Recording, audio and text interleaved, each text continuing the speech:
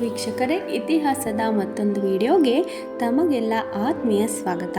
ವೀಕ್ಷಕರೇ, ದೇವರನ್ನು ಪೂಜಿಸುವ ಸಮಯದಲ್ಲಿ ದೇವರಿಗೆ ಅರ್ಪಿಸಿದ ಹೂವು ಅಥವಾ ಹೂಮಾಲೆ ಕೆಳಗೆ ಬೀಳುವುದನ್ನು ನಾವು ಗಮನಿಸಿರುತ್ತೇವೆ. ಅನೇಕರು ಇದನ್ನು ಶುಭವೆಂದು ತಿಳಿದುಕೊಳ್ತಾರೆ. ಹೌದು, ಇದು ಶುಭವೂ ಕೂಡ ಹೌದಾಗುತ್ತೆ ಮತ್ತು ಇದು ಮುಂಬರುವ ಸಮಸ್ಯೆಗಳ ಸೂಚನೆಯೂ ಕೂಡ ಹೌದು.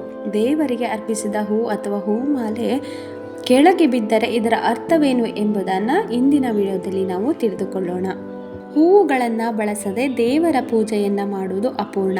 ಪೂಜೆಯ ಪೂರ್ಣ ಫಲ ನಮಗೆ ದೊರೆಯಬೇಕಾದರೆ ದೇವರನ್ನು ಫಲ ಪುಷ್ಪಗಳಿಂದ ವಿಧಿವಿಧಾನಗಳ ಪ್ರಕಾರ ಪೂಜಿಸಬೇಕು. ಆಯಾ ದೇವರಿಗೆ ಪ್ರಿಯವಾದ ಹೂಗಳನ್ನು ಪೂಜೆಯಲ್ಲಿ ಉಪಯೋಗಿಸಲಾಗುತ್ತೆ.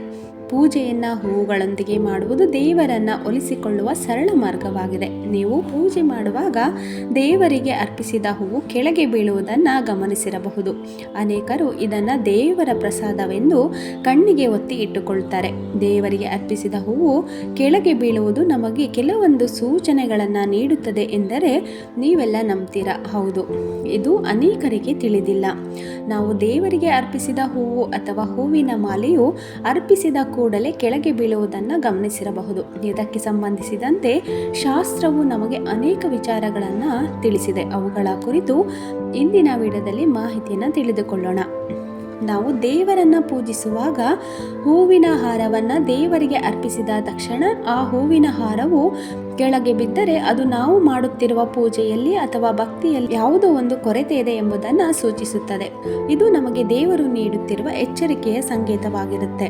ಹಾಗೆ ದೇವರಿಗೆ ಹಾರವನ್ನು ಅರ್ಪಿಸಿದ ತಕ್ಷಣವೇ ಅದು ಕೆಳಗೆ ಬಿದ್ದರೆ ನಾವು ನಮ್ಮ ಆಂತರಿಕ ಮನಸ್ಸು ಮತ್ತು ಭಾವನೆಗಳನ್ನು ಶುದ್ಧವಾಗಿ ಹಾಗೂ ಸಮರ್ಪಣೆಯ ರೂಪದಲ್ಲಿ ಇಟ್ಕೊಳ್ಬೇಕು ಎಂಬುದನ್ನು ಸೂಚಿಸುತ್ತೆ. ಯಾವುದೇ ಆಡಂಬರವಿಲ್ಲದೆ ಶುದ್ಧವಾಗಿ ಮಾಡಿದ ಪೂಜೆಯು ಕೂಡ ನಮಗೆ ಸಂಪೂರ್ಣ ಪ್ರಯೋಜನವನ್ನು ನೀಡುತ್ತೆ. ಪೂಜೆಯಲ್ಲಿ ನಾವು ನಮ್ಮ ಭಾವನೆಗಳನ್ನು ಆದಷ್ಟು ಹಿಡಿದಿಟ್ಟುಕೊಳ್ಳಬೇಕು. ಹಾಗೆ ಪೂಜೆಯ ಸಮಯದಲ್ಲಿ ದೇವರಿಗೆ ಅರ್ಪಿಸಿದ ಹೂವುಗಳು ಮತ್ತು ಮಾಲೆಗಳು ಇದ್ದಕ್ಕಿದ್ದಂತೆ ಕೆಳಗೆ ಬಿದ್ದರೆ ಅದನ್ನು ನೀವು ದೇವರು ನಿಮಗಾಗಿ ಕಳುಹಿಸಿದ ಸಂಕೇತವೆಂದು ಪರಿಗಣಿಸಬೇಕು.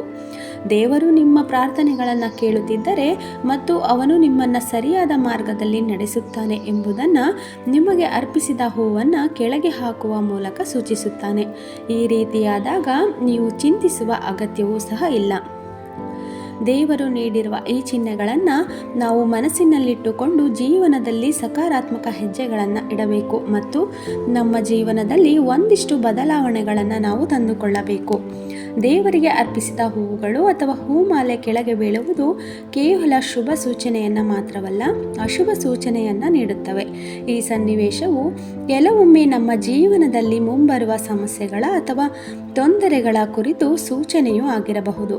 ಭವಿಷ್ಯದಲ್ಲಿ ಎದುರಾಗುವ ಸವಾಲುಗಳನ್ನು ಎದುರಿಸಲು ಇದು ನಮ್ಮನ್ನು ಎಚ್ಚರಿಸುತ್ತಿರುವ ಸೂಚನೆಯೂ ಕೂಡ ಆಗಿರಬಹುದು. ಹಾಗಾಗಿ ಇಂತಹ ಘಟನೆ ಸಂಭವಿಸಿದಾಗ ಎಲ್ಲದಕ್ಕೂ ನಾವು ಸಿದ್ಧರಾಗಿರಬೇಕು. ವೀಕ್ಷಕರೇ, ಇದೇ ರೀತಿಯ ಹೆಚ್ಚಿನ ಮಾಹಿತಿಗಾಗಿ ನಮ್ಮ ಚಾನಲನ್ನು ವೀಕ್ಷಿಸ್ತಾರೆ.